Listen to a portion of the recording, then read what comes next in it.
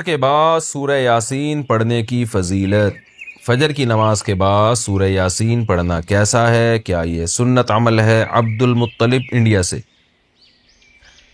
مسند دارمی کی حدیث ہے کہ نبی صلی اللہ علیہ وسلم نے فرمایا جس نے صبح سورہ یاسین کی تلاوت کی تو اللہ تعالیٰ اس کے اس طرح کے الفاظ ہیں کہ اس کے سارے کام پورے ہو جائیں گے، لیکن یہ حدیث سند کے لحاظ سے بہت زیادہ ضعیف ہے۔ فجر کے بعد کون سے کام کریں؟ فجر کے بعد ایک مسلمان کی کیا روٹین ہونی چاہیے، اس پر روشنی ڈالیں۔ ابو حنین کراچی سے۔ دیکھیں حدیث سے تو یہ بات ثابت ہے کہ فجر کے بعد کا وقت ذکر اللہ کا وقت ہے۔ آپ صلی اللہ علیہ وسلم نے ارشاد فرمایا کہ جو شخص فجر کی نماز کے بعد اسی جگہ جہاں نماز پڑھی ہے بیٹھے بیٹھے اللہ کا ذکر کرتا ہے یہاں تک کہ جب سورج ایک نیزہ بلند ہو جاتا ہے، اشراق کا وقت داخل ہوتا ہے، 2 رکعت پڑھتا ہے تو اللہ اس کو ایک حج عمرے کا ثواب عطا فرماتے ہیں۔ تو بہت سارے اسلاف اسی پر عمل کرتے تھے کہ فجر کی نماز کے بعد اللہ کا ذکر کیا کرتے تھے۔ یہاں تک فقہا نے لکھا ہے کہ فجر کی نماز کے بعد تلاوت کرنے سے بہتر ہے ذکر کرنا۔ تو اگر کوئی اس طرح تسبیحات نہ کر سکے تو پھر تلاوت کر لے، کیونکہ بہرحال تلاوت بھی ایک طرح کا اللہ کا ذکر ہی ہے۔ تو یہ وقت جو ہے نا ذکر اذکار کا وقت ہے، سب سے بہتر ہے ذکر کرے، وہ نہیں تو پھر تلاوت کرے۔ تو لیکن واجب کچھ بھی نہیں ہے اس میں۔ تو اگر آپ فجر سے پہلے کر لیں ذکر، فجر سے پہلے کر لیں تلاوت تو بھی جائز ہے۔ تو شریعت میں آپ کو اس کا اختیار دیا ہے، لیکن فجر کے بعد سونا فوراً یہ بہرحال شریعت میں ناجائز حرام نہ بھی ہو لیکن ناپسندیدہ ہے۔ بہت سارے اسلاف سے اس کی کراہت منقول ہے۔ تو اگر کوئی مجبور ہو تو ایک الگ بات ہے، جیسے کسی کو رات کو نیند ہی نہ آئی ہو اور اس نے صبح 8 بجے کہیں جانا ہے، اب وہ اگر فجر کے بعد نہیں سوئے گا تو وہ آگے نیند پوری نہیں ہوگی، مسائل کھڑے ہوں گے، تو وہ الگ بات ہے، وہ سو جائے۔ لیکن نارملی فجر کے بعد سونے کا معمول بنا لینا یا بلا ضرورت یہ کام کرنا شریعت میں پسندیدہ نہیں ہے۔ بہت سارے اسلاف نے اس کو ناپسند کیا ہے کیونکہ مبارک وقت ہے، اللہ اللہ کرنے کا وقت ہے۔ کچھ نہیں آپ کرتے، ایکسرسائز کر لیں اس وقت، صبح واک کر لیں جا کے، اچھی ہوا ہے، تازہ ہوا ملے گی آپ کو، جاگنگ کر لیں اس وقت جا کے، پورا دن آپ کا اچھا گزرے گا۔ تو یہ اس قسم کی ایکٹیویٹیز کرنی چاہیے۔ اور دوسری بات نبی صلی اللہ علیہ وسلم نے فرمایا بورک لامتی فی بکورہا، اللہ تعالیٰ نے میری امت کے کاموں میں برکت رکھی ہے صبح کے وقتوں میں۔ تو جتنے بھی کام جو صبح کے وقت میں کیے جائیں اس میں اللہ نے برکت بہت رکھی ہے۔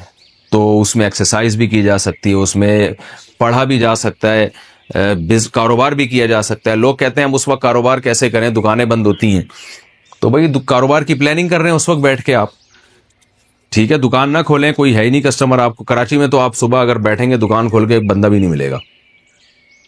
لیکن ہمارے ایک دوست نے ایسا کیا، دوست تو نہیں جاننے والے تھے، انہوں نے کیا کیا، انہوں نے کہا کہ میں فجر کے بعد دکان کھولوں گا، تو اعلان کر دیا کہ جو کسٹمر فجر کے بعد آئے گا خصوصی ڈسکاؤنٹ ہوگا ان کے ساتھ۔ تو اس میں لوگ اس بہانے جلدی جلدی جانے لگے، تو وہ ان کا اتنا رش ہو گیا کہ ان کا اس طرح سے کاروبار میں جو نقصان ہو سکتا تھا اس کی تلافی اس طرح سے ہو گئی۔ تو بہت سارے طریقے، انسان جب کھوپڑی استعمال کرتا ہے تو طریقے سامنے آتے ہیں، اور کھوپڑی استعمال بھی فجر کے بعد بہت اچھے طریقے سے ہو جاتی ہے۔ بلکہ سردیوں میں تو فجر سے پہلے آپ کو کھوپڑی استعمال کرنا شروع کر دینی چاہیے، کیونکہ سردیوں میں راتیں بہت لمبی ہوتی ہیں۔ تو یہ وقت جو ہے نا انسان کا دماغ بہت فریش ہوتا ہے اور اس وقت بہت اچھا سوچ سکتا ہے، پلاننگ بہت اچھی کر سکتا ہے۔ تو یہ کام فجر کے بعد یا فجر سے پہلے یا فجر کے بعد یہ کام کرنے چاہیے۔ سورہ یاسین قرآن پاک کا دل کیوں؟ سورہ یاسین کو قرآن پاک کا دل کیوں کہا جاتا ہے، اس کی کیا وجہ ہے؟ شمائلہ سبی سے شمائلہ صاحبہ نے پوچھا ہے۔ جی یہ بھی پوچھا تھا بیچاری خاتون نے، رمضان سے 2 مہینے پہلے پوچھا ہوگا، جواب اب مل رہے ہیں ان کو۔ جی سورہ یاسین کو قرآن پاک کا دل کہا گیا ہے، جس حدیث میں ترمذی کی حدیث ہے، امام ترمذی نے اس حدیث میں لکھا ہے کہ یہ حدیث غریب ہے، لیکن دیگر جو محققین ہیں انہوں نے اس حدیث کو بالکل ضعیف قرار دیا ہے، اور بعض نے تو بالکل موضوع قرار دیا۔ تو موضوع قرار دینے والی بات تو تھوڑی مبالغہ لگتی ہے، لیکن ضعیف بہرحال یہ حدیث ہے جس میں آتا ہے کہ سورہ یاسین قرآن کا دل ہے، اور ضعیف بھی بہت زیادہ ضعیف حدیث ہے۔